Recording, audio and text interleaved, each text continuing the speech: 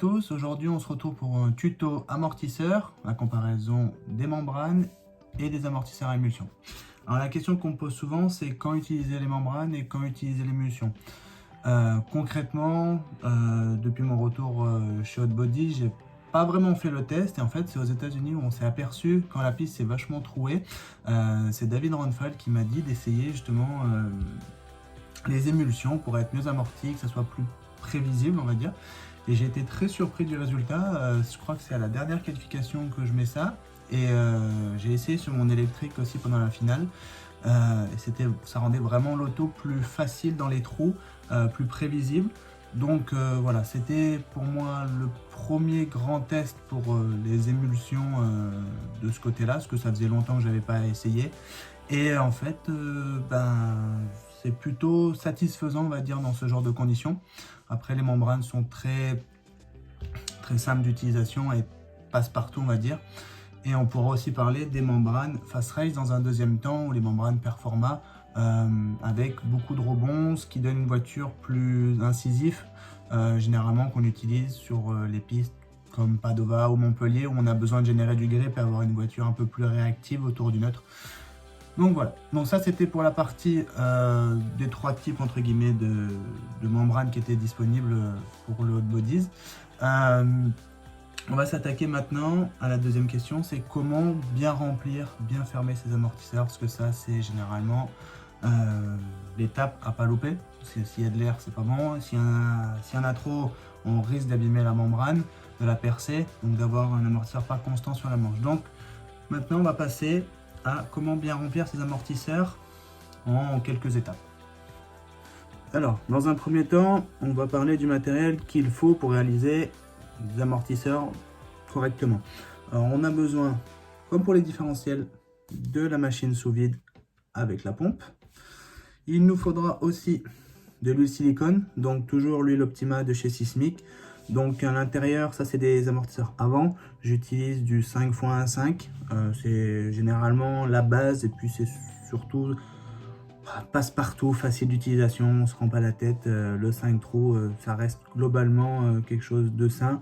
Donc on va attaquer les températures assez chaudes à la reprise du confinement, donc on va partir sur du 40 WT. Voilà. Après, pour les amortisseurs, j'ai reçu il y a quelques semaines les cales de drop qui servent aussi pour poser le téléphone, les amortisseurs, les cales multifonctions Sismic. Donc dans un prochain tuto, on fera comment bien régler ces drops avec ces cales et ce petit outil. Donc voilà, les quelques indispensables, le sous-vide, de l'huile. Moi je conseille les cales où on peut mettre dans des pneus, c'est mieux, mais remarque, une fois qu'on a les cales pour régler son drop, on peut s'en servir. Et surtout avoir un petit chiffon à proximité pour pas se salir les doigts.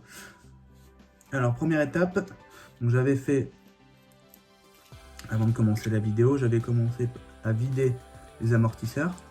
Donc c'est les pistons d'origine, orange, 5,1,5 à l'avant. Alors ça c'est les émulsions. Voilà, donc en fait, comparé, on va dire, à la membrane qu'on connaît tous, c'est une membrane, entre guillemets, coupée, juste pour avoir un joint d'étanchéité autour du corps d'amortisseur.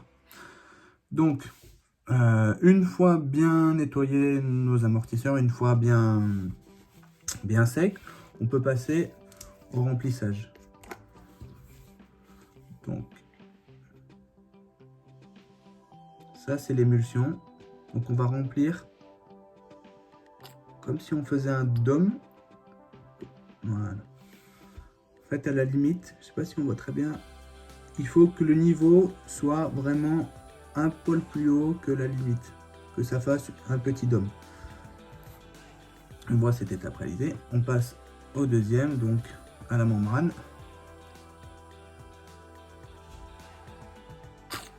Et pour la membrane, par contre, c'est l'inverse. On va rester à peu près 2-3 mm en dessous du niveau du haut de l'amortisseur, parce que la membrane va compenser avec l'air dedans, donc ça sert à rien concrètement de gaspiller de l'huile à remplir tout en haut pour appuyer. Donc on va dire 2-3 mm, vous pouvez, admettons, mettre un index et voilà, il ne faut pas que ça coule autour de votre doigt. Donc on va dire 2-3 mm. Une fois cette étape réalisée, je prends la machine sous vide, je pose mes 2 amortisseurs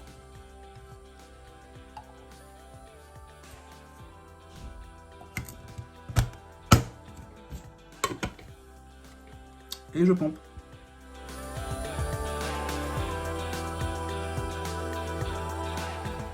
Voilà, après avoir pompé une quinzaine de coups et avoir laissé reposer environ 30-35 secondes, on peut faire échapper le surplus d'air et sortir ces amortisseurs délicatement.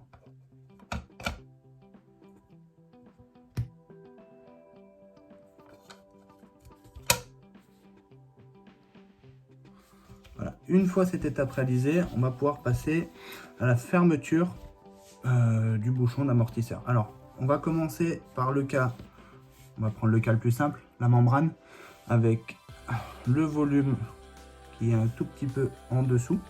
Donc ça, c'est le cas le plus simple. Alors, ce que je préconise, c'est d'enlever la membrane dans un premier temps, de vérifier qu'il n'y a pas d'huile dans votre bouchon. Donc au préalable, j'avais bien nettoyé. Ici, on s'aperçoit qu'elle n'est pas percée, parce que c'est important que ça soit pas percé, que ce soit bien étanche. Une fois cette étape réalisée, je prends ma membrane avec mon index, je viens la mettre comme si elle était en position avec le bouchon. Avec mon petit doigt, j'en maintiens enfoncé la membrane, pas comme un bourrin, juste ce qu'il faut, et je fais monter avec ma main gauche délicatement la tige et je fais échapper le surplus d'huile jusqu'à temps que mon petit doigt sur la membrane touche l'écrou ni le stop. Et une fois qu'on est arrivé à ce niveau-là, je maintiens toujours en bas et je peux fermer délicatement mon bouchon. Voilà. Et une fois essuyé, notre amortisseur avec la membrane est prêt à être utilisé. Alors pour l'émulsion, ce n'est pas du tout la même manipulation. Alors, il va y avoir des étapes supplémentaires pour arriver au résultat souhaité. Donc je conseille dans un premier temps d'enlever délicatement le soufflet pour éviter le surplus de rebond. On fait descendre notre soufflet, on l'étire vers le bas, comme ceci. Deuxième temps, bien sûr, notre bouchon avec notre petit joint à l'intérieur pour l'émulsion est bien propre. Je serre à 100% mon bouchon. Je dévisse à l'aide du tournevis d'1,5 la petite vis.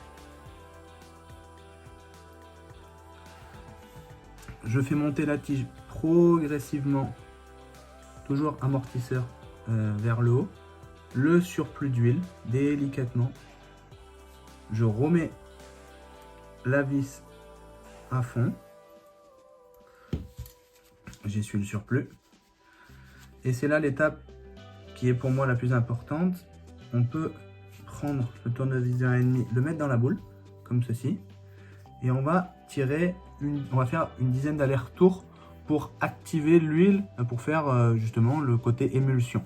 Donc 1, 2, 3, 4, 5, 6, 7, 8, 9 et 10.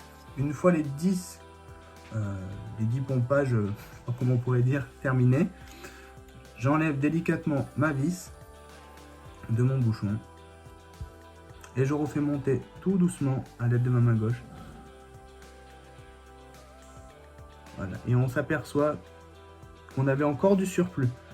Et là, à ce moment-là, toujours tige le maximum vers le haut, je peux fermer mon bouchon. J'essuie à nouveau mon amortisseur.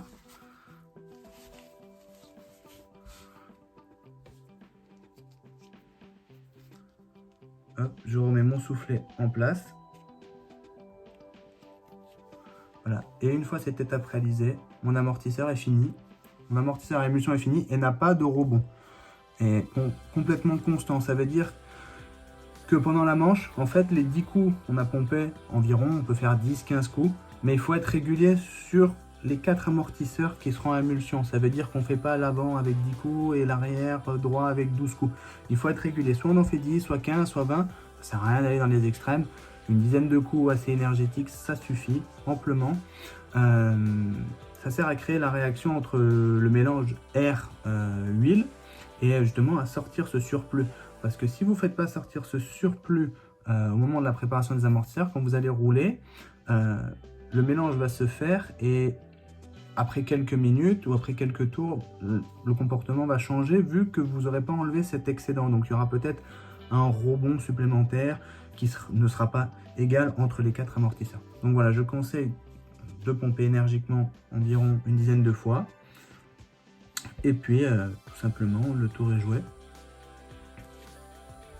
Voilà, j'espère que ce tuto émulsion membrane vous aura plu. N'hésitez pas à poser vos questions sur la chaîne YouTube ou sur ma page. Et on se retrouve très bientôt pour un prochain tuto comment régler ces drops avec les cales Sismic Optima et l'outil de réglage sismique. Voilà, à plus!